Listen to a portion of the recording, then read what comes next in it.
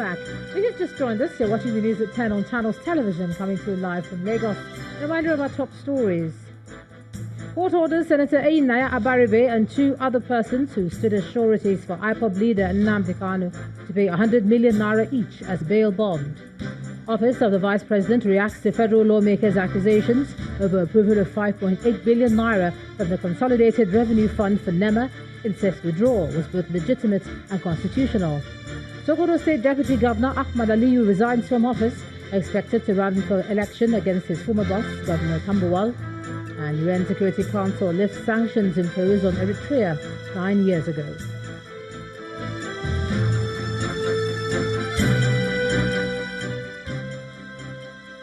ChannelsTV.com has more information for you, and on youtube.com/channelsweb you can watch our videos. You can also watch us on your mobile device via your browser or download the Channels TV app for Android and iOS devices from their respective stores. Besides giving you access to news updates on the go, the Channels TV and Channels 24 app has an eyewitness feature that you can use to share pictures, videos or news of happenings around you. Just install the app, then tap and swipe to reveal the menu and follow the instructions. The Deputy Governor of Sokoto State, Mr. Ahmad Aliyu, has officially resigned. Mr. Aliyu's resignation letter was read by lawmakers in the State House of Assembly today, although the letter is said to have been sent to them yesterday. The Deputy Governor is the governorship candidate of the All Progressives Congress in the state, and he's expected to contest against his former boss, Governor Aminu Tambuwal, in the 2019 elections. The lawmakers also confirmed that the Deputy Governor was not forced to resign. With gratitude to Allah subhanahu wa ta'ala, who granted me the opportunity to serve my dear state as the Deputy Governor. I wish to humbly inform Mr. Speaker and our esteemed honorable members of my resignation as the Deputy Governor with effect from 13th November 2018. Therefore, we wish to use this medium to extend my sincere appreciation to His Excellency the Governor, the chair honorable members of our Sokoto State House of Assembly, and the good people of Sokoto State for all the support accorded me during my stay as the Deputy Governor. Let's cross over to Abuja now. Here's Terry Ikumi. Hey, Terry. Hello, Ijoma. Nice to see you. The House of Representatives is calling for the replacement of soldiers with police on the streets of the nation. This is a sequel to a motion by Representative Kingsley Chinda on the urgent need to investigate the alleged killing of a youth by a soldier in Rivers State.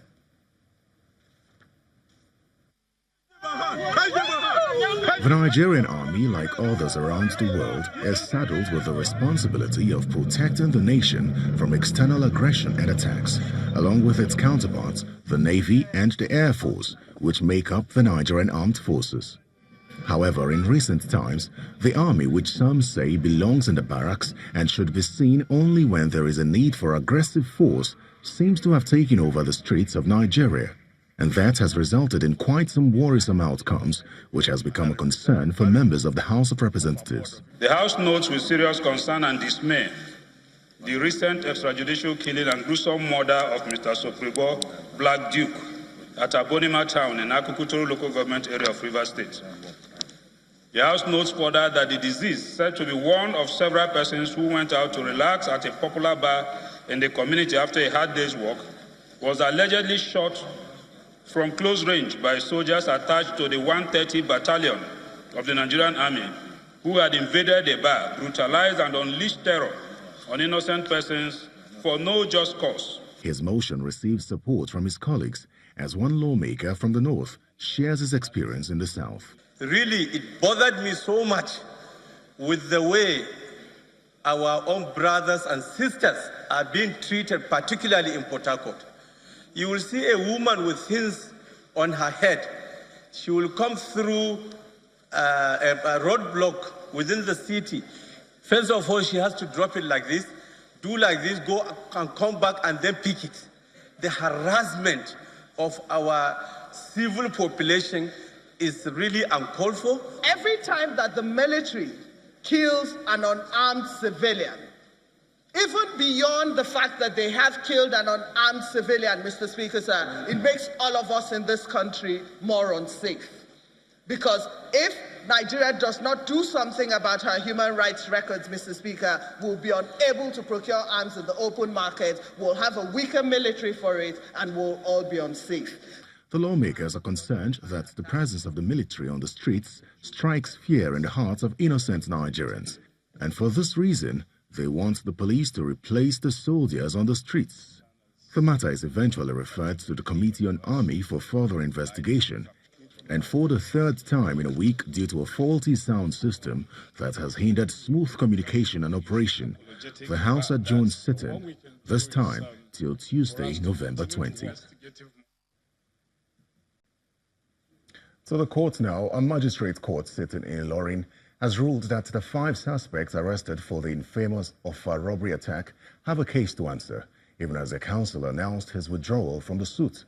The lawyer told the court that he's withdrawing his service due to lack of full knowledge of the case since inception.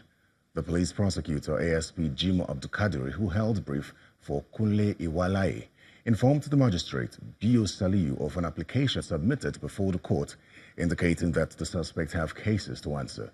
The magistrate granted the lawyer's withdrawal and also consented to the claim that the accused persons have cases to answer, as moved by the police prosecutor. The case has been adjourned to Thursday, December the 6th, while the accused persons are to remain in custody. The armed robbers killed more than 30 people in the attack in April. The Imo State Police Command has foiled an attempt to bomb Eziachi community in Olu local government area of the state. The Commissioner of Police, Dasuki Galadanchi, confirmed the incident to journalists at the command headquarters in Owerri, the Imo State capital. He says 2 suspects who were arrested with the bombs in their bag claimed that the bomb was handed to them by a man in Ebonyi State with the intention of causing fear and chaos in Imo State. Eye of the policemen and the diligent and commitment to duty made them to arrest the 2 of them, while 2 escaped. 4 of them, according to their narrative, went to somewhere at Ebonyi State called Epiong, held a meeting, and they were given 2 handmade bomb or grenade with a lighter, and then they planned to detonate it and use it at Olu. For what? To create fear, panic, and political discord within Imo State. Fortunately for us, they were arrested. They were on their way to Eziachi community to use it and see the extent of damage so that they will now go back and get more. I want at this junction urge the good people of Imo State to empower us by giving us prompt and usable information at all times and support us in carrying out our job so that Imo will be best and great during our time. Now to politics. A governorship aspirant under the platform of the All Progressives Congress in Imo State, Mr. Uche Nwosu, says he has no plans of dumping the ruling party in order to actualize his governorship ambition. Mr. Nwosu, who is a former chief of staff to Governor Rochas Okorocha, was speaking while addressing APC supporters in Owerri, the state capital. He says rather than dump the party, he is counting on the court to regain his ticket. He also says President Muhammadu Buhari must address the issue of internal democracy in the party if the party is to have a good run in the 2019 elections. We shall remain in APC, we shall reclaim our mandate, and we shall be governor of Imo State in 2019. But I plead with His Excellency, the President of the Federal Republic of Nigeria, a man known with integrity, a man that corruption fears, President Muhammadu Buhari, to call the chairman of this party, the national chairman of this party, to order. We cannot afford to go to 2019 with this kind of attitude from our national chairman. So many states in the Federal Republic of Nigeria, either one problem of you winning election on ground and going to Abuja to substitute your name to people who never participated in the primaries. There is no internal democracy with the national chairman. Meanwhile, a federal lawmaker and governorship candidate from Imo State, Senator Hope Uzodimma, has denied reports that he was arrested by the Special Presidential Investigation Panel for the recovery of public property. Speaking to journalists in Abuja, Senator Uzodinma describes news of his arrest as fake, baseless, unfounded, and absolutely false. The chairman of the panel, Okoy Obonobla, in a statement said Senator Uzodinma was arrested on Sunday at the Nnamdi Azikiwe Airport, Abuja, for failure of his company to execute a contract of $12 million for dredging of Calabar Channel. Well, I was never arrested. Like you saw or heard. In the same manner, I read over the papers that I was arrested. I was never arrested. The truth of the matter is that the special panel or whatever presidential committee headed by the chairman, Obla, wrote me sometimes last month asking for my asset declaration forms, alleging that I didn't declare my assets. I replied him and attached my declaration forms. And in fact, I copied the letter to the Attorney General of the Federation, whom I suppose is working on them. And I thought that brought to a close the matter. And after that, nothing happened again. The next thing I heard is that I've been arrested last Sunday at Nnamdi Azikiwe Airport. Where is this panel since 2004? What is it is very clear. To the best of my knowledge, the company worked, even though I'm not in the management anymore, but I'm still one of the minority shareholders of that company. The federal government has begun plans to rehabilitate and reconstruct damaged roads in flood-ravaged states over the next 7 months. The Minister of Power, Works and Housing, Babatunde Fashola, was speaking to correspondents after the Federal Executive Council meeting, presided over by Vice President Professor Yemi Osinbajo. At the joint briefing, the Minister of State for Environment, Ibrahim Idris, also maintained that there is no going back on the Ogoni cleanup. Our State House correspondent, Gloria Umezuike, reports. The Federal Executive Council meeting is chaired by the Vice President, Professor Yemi Osinbajo. After the closed-door meeting, the Minister of Power, Works and Housing revealed that roads in flood-ravaged states would be rehabilitated. We have gone around during the rainy season, and we've identified roads that have been damaged as a result of the rainy season.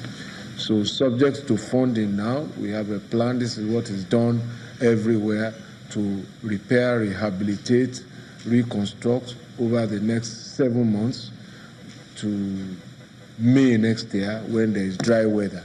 So you should see us across the various places where flood has done some damage, trying to rebuild and to repair.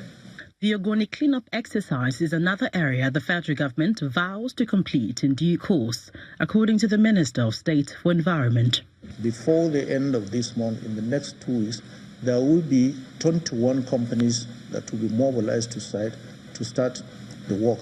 You might ask whether there is funding. Yes, of course there is funding. The opening of the Ogoni Trust Fund, we've been able to mobilize $180 million from the oil companies.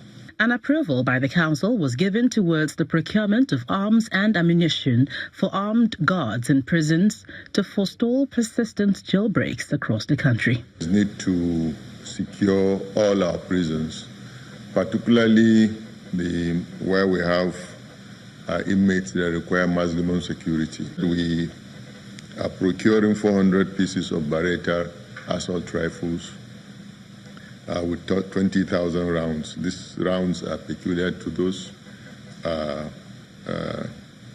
weapons at the cost of 272,489,280 naira, with a period of delivery of 120 days. Another major achievement, perhaps, is the Council's approval of the instrument landing system to ensure safer landings of aircrafts, even in poor weather conditions, to be procured at a reviewed cost of 3.1 billion naira. From the presidential villa, Gloria Umezuke, Channels Television News. When the news at 10 returns, NERSL launches technology-based agriculture model, FarmSmart. Join us again.